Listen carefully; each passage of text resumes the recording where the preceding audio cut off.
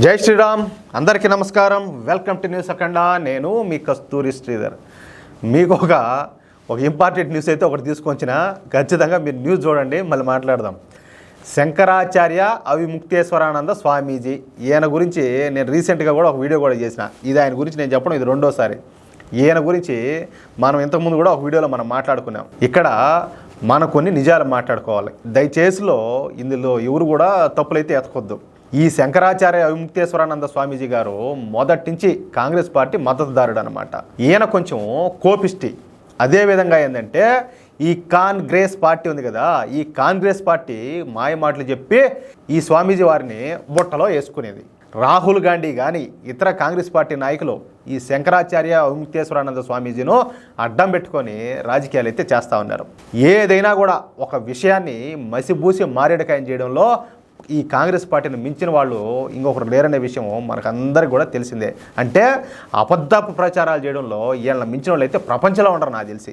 ఆ విధంగా చేస్తారు. మొత్తం పార్టీ కూటమి అందరూ అటోళ్ళే. ఇక ఈ స్వామీజీ ఈ హిందూ ధర్మ వ్యతిరేకులపై మొన్నటి వరకు ఏంటంటే ఒక్క మాట కూడా ఎప్పుడు కూడా మాట్లాడేవాడు కాదు.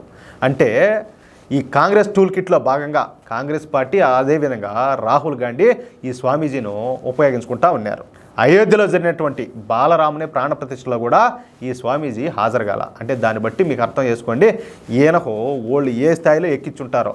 పైపిచ్చి ఏంటంటే భారతీయ జనతా పార్టీ మీద, ప్రధాని నరేంద్ర మోడీ మీద ఈ స్వామీజీ అయితే ఎప్పటికప్పుడు విమర్శలు అయితే గుప్పిస్తూ ఉన్నాడు అవకాశం దొరికినప్పుడల్లా. అంతేకాకుండా ఈ దేశ ప్రధాన ప్రతిపక్ష నాయకుడైనటువంటి ఈ రాహుల్ గాంధీ ఉచ్చ నీచాలు అన్నీ మర్చిపోయి సాక్షాత్తు పార్లమెంట్లో హిందువుల గురించి నీచంగా మాట్లాడిన మాటలు అవన్నీ కూడా మనకందరికి కూడా తెలిసిందే. హిందువులు ఏంటంటే హింసాత్మకవాదులు అని చెప్పేసి, హింసా ద్వేషం అసూయతోటి రగిలిపోతూ ఉంటారని చెప్పేసి కనీసం ఇంత చింతాకంత భయమైనా కూడా లేకుండా ఎట్లా మాట్లాడినాడో మనకందరికి కూడా తెలుసు. ఎందుకంటే నేను ఇక్కడ ఇంకో మాట చెప్తా, మన వాళ్ళకి సిగ్గులే రోషంలే. పైగా ఏంటంటే ఇప్పుడు మనం వింటానే ఉన్నాం. ఇప్పుడు జమ్మూ కాశ్మీర్లో ఎలక్షన్స్ ఉన్నాయి, హర్యానాలో ఎలక్షన్స్ ఉన్నాయి. జమ్మూ కాశ్మీర్లో వచ్చేసి సపోజ్ కాశ్మీర్లో ఒకవేళ ఓళ్ళు ఎక్కువ ఉన్నాయి కూడా జమ్మూలో ఎక్కువ వచ్చేసి హిందువులే ఉన్నారు, హర్యానాలో కూడా హిందువులే ఉన్నారు. కులాలు ఏదైనా పక్కన దొబ్బుదాము కానీ హిందువులు అయితే ఉన్నారు కదా. కానీ చాలా వరకు ఏంటంటే కాంగ్రెస్ ఆడ బలంగా కనపడుతుంది. అంటే ఆడ ఉండేవాళ్ళంతా హిందువులకే కదా పుట్టుంటారు. ఏ పాకిస్తాన్ వాళ్ళకో లేకపోతే ఇంకొకరికి బంగ్లాదేశ్ వాళ్ళకో ఇంకెవరికైనా పుట్టుంటారు కదా. వాళ్ళకు కొంచెమైనా సిగ్గు, శరం, రోషం, ఆత్మాభిమానం ఏమీ లేవా? హిందువులను అన్ని మాటలు మాట్లాడితే ఎవడైనా కూడా మళ్ళీ అంటే అన్ని మాటలు మాట్లాడిన పార్టీని అలాంటి దగులుబాజీ ఏదైనా ఎవరైనా కూడా సపోర్ట్ చేస్తారా? ఎవరైనా ఆదరిస్తారా? అలాంటి పార్టీకి ఎవరైనా ఓట్లేస్తారా? ఒకసారి ఆలోచించండి. ఫస్ట్ ఏంటంటే మనకు సిగ్గులేక మనలో ఉన్న లోపాలను, మనలో లేనటువంటి ఈ ఐకమత్యాన్ని దాన్ని వాళ్ళు ఆసరాగా చేసుకొని వాళ్ళు ఇష్ట ప్రకారం మాట్లాడతారు. వీళ్ళు పీకేది ఏమీ లేదు, వీళ్ళ మొహాలు వీళ్ళని చెప్పి అని చెప్పి వాళ్ళు మనల్ని ఊసినా కూడా మళ్ళీ ఏంటంటే మనం పోయి వాళ్ళ ఓట్లేసే పరిస్థితి వస్తుంది.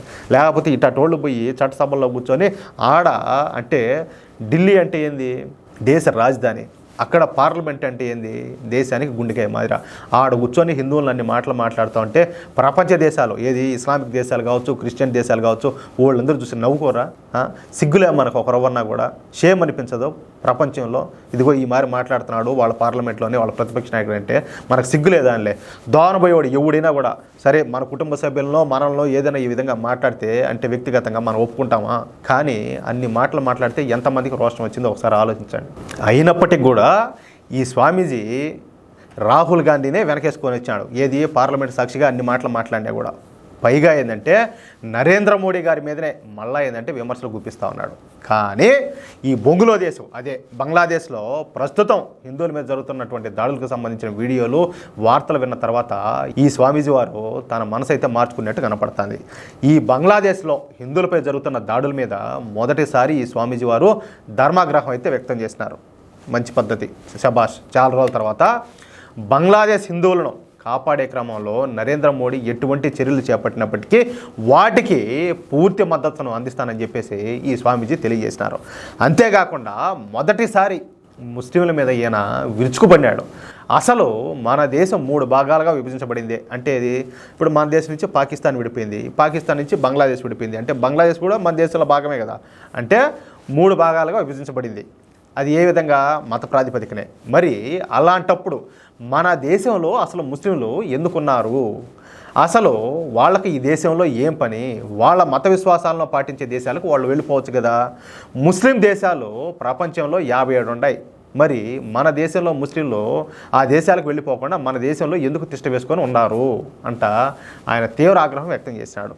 మళ్ళా ఏంటంటే నిన్న ఈ శంకరాచార్య విముక్తేశ్వరానంద స్వామీజీ మాట్లాడుతా, నిజానికి మన దేశం హిందూ దేశం. ఒకప్పుడు మన దేశంలో ముస్లింలు అనేవాళ్ళే లేరు. వాస్తవమే ఈ మాట అయితే. ముందైతే లేరు కదా. మొఘలాయుల దండయాత్ర తర్వాత ఇక్కడికి ఇస్లాం కానీ ఈ బ్రిటిషర్లు వచ్చిన తర్వాత క్రిస్టియానిటీ కానీ వచ్చింది. అది అందరూ కూడా తెలిసిన విషయమే. కానీ మన కర్మ కొద్దీ మనలో ఉన్నటువంటి అనైక్యత కారణంగా బయటి దేశాల నుంచి ముస్లింలు మన దేశంలోకి ప్రవేశించినారు. వీళ్ళంతా కూడా మన దేశంలో పండే ఆహారాన్ని తింటూ ఉన్నారు. అంతవరకు బాగానే ఉండాలి. కానీ మన దేశంలో నివసిస్తున్నటువంటి ముస్లింలు చాలామంది మన భరతమాతను ఎందుకు గౌరవించరు, మన భారతదేశాన్ని ఎందుకు చిన్న చూపు చూస్తున్నారు. కానీ ఇదే మన దేశంలోని ముస్లింలు చాలామంది సౌదీ అరేబియాకు తందానా అంటారు.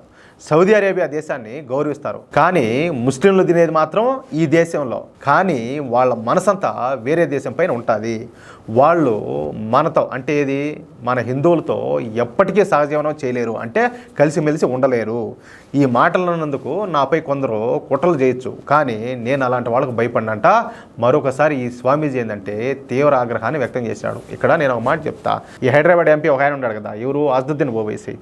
ఆయన పార్లమెంట్లో ప్రమాణ స్వీకారం చేసినప్పుడు ఏం మాట్లాడినాడు? జై పాలస్తీన్ అన్నాడు.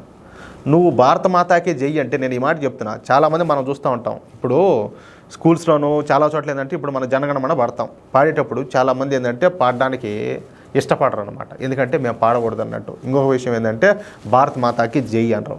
ఇలాంటి వాళ్ళందరూ కూడా పాలస్తీనా జెండాలు ఎగరేస్తారు, పాలస్తీన్ జై పాలస్తీన్ అంటారు. అంటే వీళ్ళు ఎక్కడి నుంచి వచ్చినట్టు? పాలస్తీనా నుంచి వచ్చినట్ట? ఒకసారి ఆలోచించండి. అదే చెప్పేది ఈ స్వామీజీ చెప్పేదంటే వీళ్ళకి దేశభక్తి లేని వాళ్ళు అలాంటి వాళ్ళు ఈ దేశంలో ఎందుకు ఉంటున్నారని చెప్పి ఆయన మాట్లాడుతుంది. ఆయన మాట్లాడే దాంట్లో తప్పేం లేదు కదా. ఇప్పుడు ఇంకొక విషయం ఏంటంటే ఇప్పుడు సరే ఆ విధంగా మాట్లాడేవాళ్ళు, ఆ విధంగా బిహేవ్ చేసేవాళ్ళు, ప్రవర్తించేవాళ్ళు వాళ్ళ తప్పుడు వాళ్ళు అనుకుందాం. మిగతా వాళ్ళు ఉన్నారు కదా, ఓరే ఈ మారి చేయకూడదురా అని చెప్పేసి ఎందుకు మొహాన్ని కొట్టరు? ఎందుకు చూస్తా గమ్మున ఉంటారు?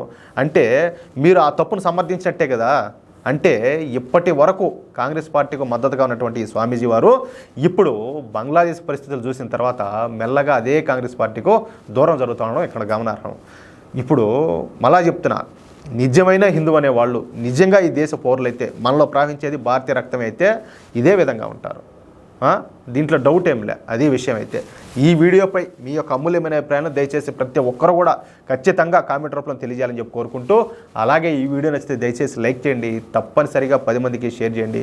అలాగే ఇంతవరకు మీరు మన ఛానల్ సబ్స్క్రైబ్ చేసుకోకపోతే దయచేసి ప్రతి ఒక్కరు కూడా మన ఛానల్ సబ్స్క్రైబ్ చేసుకోండి.